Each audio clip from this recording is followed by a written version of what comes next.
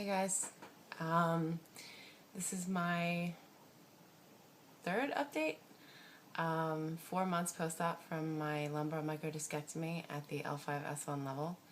My surgery was done on April 25th, 2012. Just wanted to give you a little update as far as how I'm doing at this point. My last update was about a month after surgery. So I was kind of struggling a little bit at the time. And it's 4 months later. I am doing better. It's still not quite totally there yet. So I don't know if that has to do with how long I waited to have the surgery or just the severity of the herniation or both. But yeah, 4 months out, I'm still recovering. I just recently got a full stride back. I'm by no means walking quickly or anything like that, but I can, on a good day, sort of walk like I haven't had surgery. And that just all depends. You know, what can be a little bit difficult is little things can kind of irritate your nerve. You bend a certain way or twist or something, just not even thinking because you're just so used to reaching for things a certain way, even though you've been very careful for a while. It's you can kind of forget, and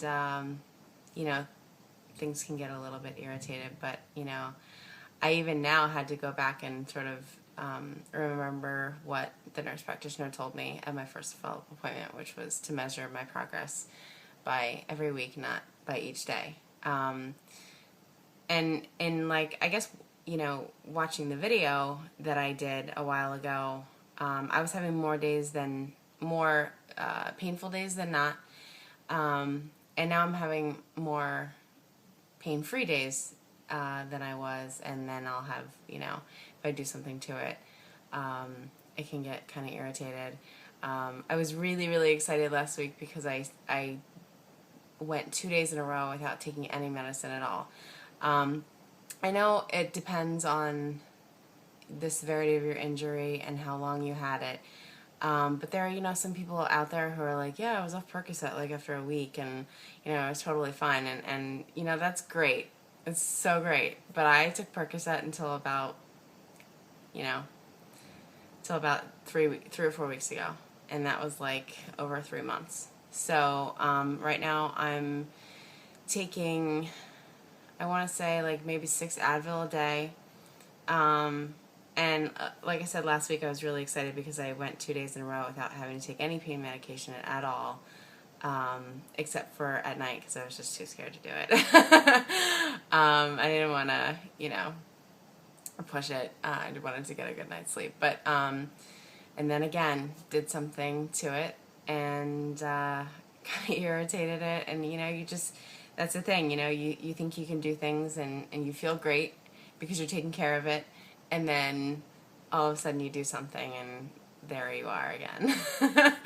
So that's the pain sucks, but emotionally it's kind of draining. And that's just something that you kind of have to like fight through. It's not easy, but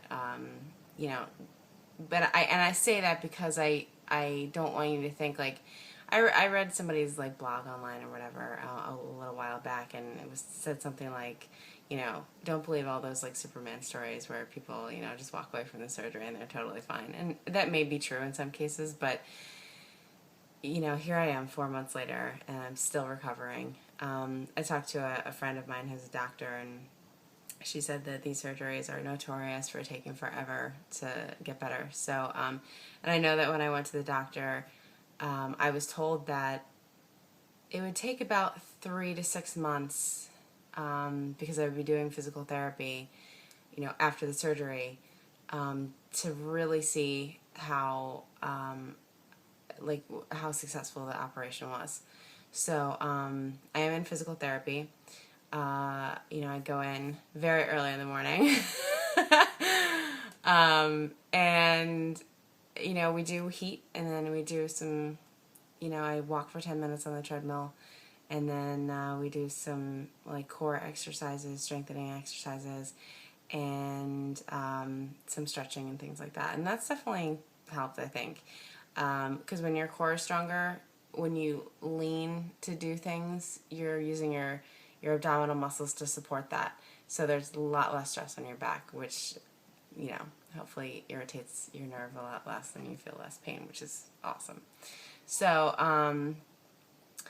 I remember also reading online this woman, and I think it's relevant, saying that at about 3 months, because she was reading all these stories about how people are supposed to feel like totally amazing at that point, she went and had an epidural steroid injection, and she kind of wished that she hadn't done it, because she wasn't able to see, I guess, where exactly she was, and that's exactly why I decided not to do it. I was in quite a bit of pain, and I actually went and had an MRI done because I wanted to make sure that I hadn't reherniated my disc.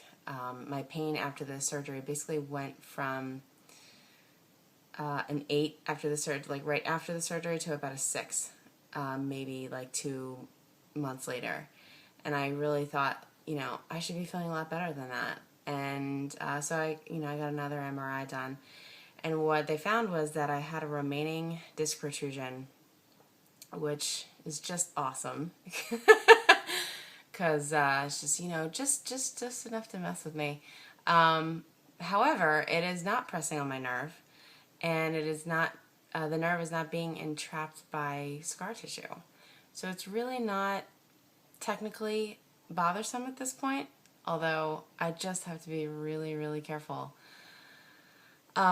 So and because I was in so much pain, they said, you can do a few things. You can do a steroid injection, or you can take Lyrica, which I opted not to take because I've heard, stories of people like gaining a ton of weight on that, and that's like the last thing I want to do. And steroid injections, which, I wanted to know on a daily basis how I was doing, and I didn't want to think that I was okay and push it and do further damage to it. So I was like, I'll stick to the Percocet, and further down the road sticking to just anti-inflammatory medication. And I think that was probably the best decision for me, because on a day-to-day basis I know how I'm doing. Even after 4 hours, like if I irritate it and I'm like, okay, well, I'll just take some Advil, and after that I'll know if my resting or whatever has helped. I have noticed that if I do irritate it, it hurts less. The intensity of the pain is a lot less, and it doesn't last as long as it had before. I actually went to the gym and did the elliptical for a little bit, and I came home and I was like, why am I in the same amount of pain that I was like a month ago? And I was like kind of like upset about it, and then I realized I hadn't taken any medicine that morning. So I was in the same sort of state as I was the month before on medication as I was a month later without medication. So that was kind of cool. That was like a small victory. And then right after that is when I had those days where I didn't have to take any medicine. So, I'm just, taking it easy right now. I will say that 4 months later, I'm still using the grabber, especially in the morning, because there's no reason to, put any more stress on your back than is necessary. So, especially when you wake up in the morning, you're kind of stiff and you're just whatever. I just take the grabber and pick stuff up with that. So it's pretty helpful. Like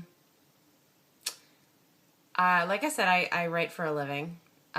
So I started back to work, like, I think 5 or 6 weeks after the surgery. Honestly, I really wish I could have taken another 2 weeks, but first of all, I was like bored out of my mind. But, I kind of didn't want to take too much time. Even though they were totally awesome about it, I just didn't, want to, So, but what they did is they raised my desk for me at work so I can stand at my desk, and I have like a stool chair so I can sit when I need to sit and stand for like, it's pretty much most of the day.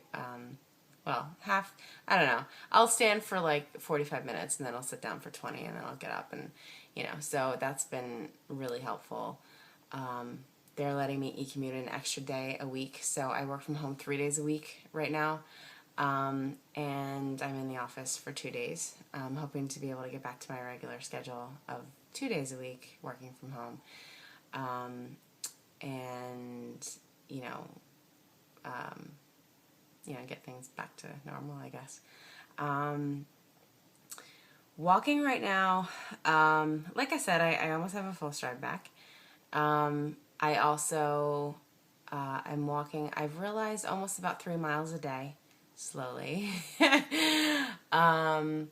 Whereas before I could probably, like right after the surgery, just so you know, like the progression, like probably right after the surgery I would walk for 10 minutes at a time, like in my driveway. And even then, like some days I couldn't, complete the whole amount of time. Some days it was like 2 10-minute walks, and now it's 20 minutes at a time. So a total of, it's actually a little over 20 minutes. So a little over an hour I'm walking every day. And I don't want to give you this impression that I'm like speed walking down the street. Like I'm really not. I'm walking very, very slowly. So yeah, it's just so you know, there are varying degrees of recovery. I do feel like I'm getting better. So I don't, don't want you to necessarily think that it's not going to get better. It's just maybe taking a little bit more time. I read it's kind of like furniture being on a rug for a really long time, and you take the furniture off and sometimes the rug bounces back and sometimes it doesn't, and that's kind of how your sciatic nerve is, or any kind of nerve really that's being compressed. So but again, I was told it's a really, really good sign that I don't feel that much of intense pain, and it does seem to last a little bit less time than it used to. So yeah, that's a good thing.